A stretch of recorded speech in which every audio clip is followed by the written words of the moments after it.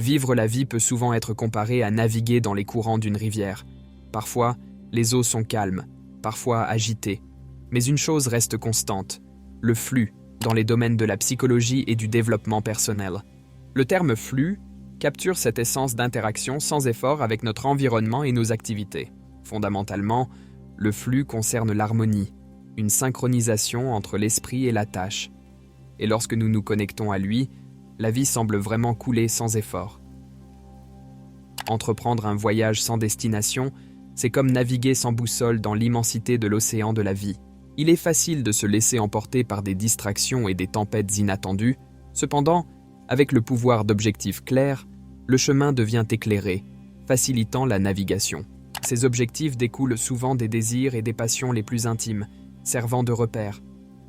En veillant à ce que même face aux imprévus de la vie, on puisse retrouver le chemin, ils ne sont pas seulement des indicateurs de succès, mais agissent également comme des rappels du véritable but de quelqu'un, connectant chaque action à une intention plus profonde.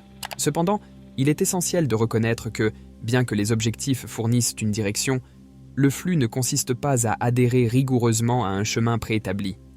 Il s'agit plutôt de se laisser attirer sans effort vers ses objectifs. Chaque pas fait en accord avec les objectifs de quelqu'un ne les rapproche pas seulement de leurs rêves, mais approfondit également leur connexion avec l'essence même du flux, permettant à tout dans leur vie de se dérouler sans entrave. Sur le tapis de l'existence, où d'innombrables fils de pensée, d'action et de distraction s'entremêlent, c'est le magnétisme de la concentration qui permet à quelqu'un d'identifier et de suivre l'or qui mène à ses rêves. Adopter cette concentration agit comme une lentille transformative, aiguisant des visions floues et rendant l'abstrait tangible. Il ne s'agit pas seulement de resserrer l'attention, mais de la raffiner, en filtrant le superflu pour voir et apprécier vraiment l'essentiel, à mesure que les distractions disparaissent et que la personne se synchronise avec ses intentions les plus profondes, veillant à ce que chaque action et pensée les propulse en accord avec leurs objectifs. Cependant, la vraie concentration n'est pas forcée. Elle surgit naturellement lorsque les activités de quelqu'un résonnent profondément avec son essence. Dans cet état, chaque moment devient un acte d'observation consciente. La concentration ancre quelqu'un dans le présent, permettant à la richesse du moment actuel d'être pleinement vécue et appréciée. C'est là que la magie opère, là où la fusion de l'attention et de l'intention produit des résultats au-delà de l'imagination de quelqu'un. Comme l'a dit sagement Leonardo da Vinci, alors que le jugement humain peut errer, la vraie art nécessite un esprit toujours concentré. La beauté inhérente à cette attraction magnétique est qu'elle est auto-renouvelable. En étant constamment immergé dans des entreprises alignées sur sa passion, la fluidité devient un cycle renforçant. Avec le temps, l'individu s'accorde de plus en plus avec ce flux, attirant sans effort des expériences, des opportunités et de la sagesse de l'univers, prouvant que lorsque quelqu'un se concentre vraiment sur son chemin, l'univers conspire pour le guider en avant. Dans la vaste danse de l'existence, il y a un moment précieux où le danseur devient la danse. C'est la nature profonde de perdre la conscience de soi à mesure que les frontières s'estompent entre le moi et l'action. On n'accomplit pas seulement une activité, on l'incarne. Ces moments ne sont pas réservés aux grands artistes ou aux athlètes d'élite. Ce sont des expériences universelles, accessibles à quiconque s'engage profondément dans ses quêtes avec un cœur plein de passion et un esprit libre de distraction. Ce qui est remarquable dans cet état, c'est la liberté qu'il introduit. Lorsque nous ne sommes pas enchaînés par le poids de nos propres jugements ou par les jugements perçus des autres, notre vrai potentiel se déploie. Nous commençons à agir non pas dans le but d'impressionner ou de se démarquer, mais d'un alignement véritable avec notre essence intérieure. L'esprit devient un champ ouvert et la créativité jaillit comme une source de ses profondeurs. C'est dans cet état que beaucoup décrivent ressentir une connexion avec quelque chose de plus grand qu'eux-mêmes, une sorte de danse cosmique. Ralph Waldo Emerson a dit un jour « Être soi-même dans un monde qui essaie constamment de faire de vous quelque chose d'autre est la plus grande réalisation. » Dans le contexte du flux, cette citation résonne profondément. La perte de la conscience de soi ne consiste pas à nier le moi, mais à le découvrir vraiment. En oubliant momentanément nos identités construites et nos masques sociaux, nous entrevoyons nos véritables êtres, déliés et illimités. Cependant, ces moments ne sont pas des anomalies fugaces, mais des indicateurs pointant vers notre état naturel. En reconnaissant et en valorisant ces épisodes, nous pouvons cultiver un environnement propice à la récurrence. Le voyage devient alors une question d'aligner la vie et les activités sur ce flux, menant là où tout s'intègre de manière continue et sans effort, faisant de la vie non seulement une série d'événements, mais une symphonie harmonieuse.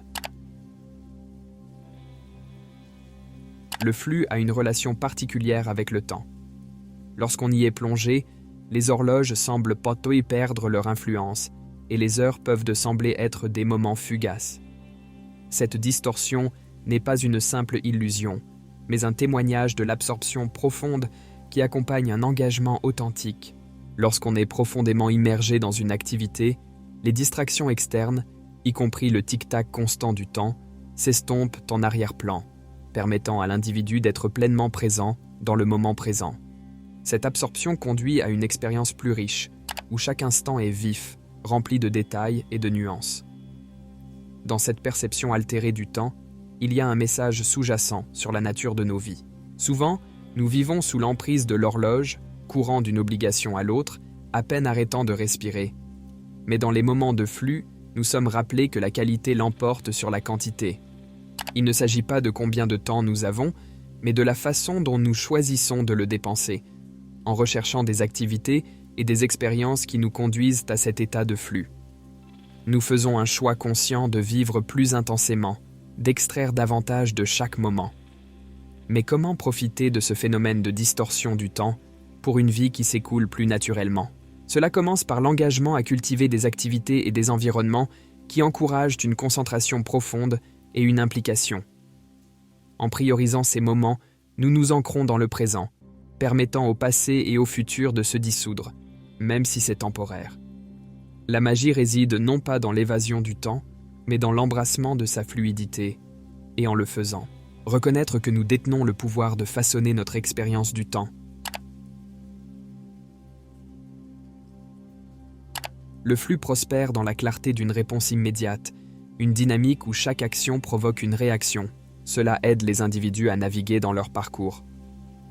Ce principe du feedback direct ne concerne pas seulement l'acquisition d'informations, mais aussi le rythme et l'harmonie qu'il introduit dans nos activités. Tout comme un danseur répond au battement d'une musique, ajustant ses mouvements et son rythme, une personne dans le flux ajuste et affine son approche en fonction du feedback reçu. Il fournit une boussole en temps réel, guidant les individus pour maintenir leur alignement avec leurs objectifs et résultats souhaités. La beauté de ce cycle de feedback réside dans sa capacité à lisser le chemin vers un flux sans effort. Il agit comme une ancre constante, garantissant de ne pas dévier trop du cours. Il est important d'être en phase avec le feedback, qu'il provienne de l'environnement externe ou de signaux internes, afin de pouvoir apporter des ajustements ponctuels et éviter que d'éventuels défis ne s'intensifient. Cette danse continue du feedback favorise une relation plus harmonieuse avec les tâches et l'environnement, encourageant un état où tout coule réellement sans effort dans la vie. Au cœur de l'atteinte du flux se trouve l'équilibre délicat entre les défis auxquels nous sommes confrontés et les compétences que nous possédons. Imaginez-vous sur une corde raide. À votre gauche, un monde de tâches trop faciles, conduisant à l'ennui et au désengagement. À votre droite, des défis trop grands, vous poussant vers l'anxiété et l'incertitude. Mais juste en dessous de vos pieds, là où le défi rencontre la compétence, c'est là que la magie du flux opère. Cet équilibre garantit que nous ne sommes ni submergés ni sous-estimés, mais parfaitement engagés.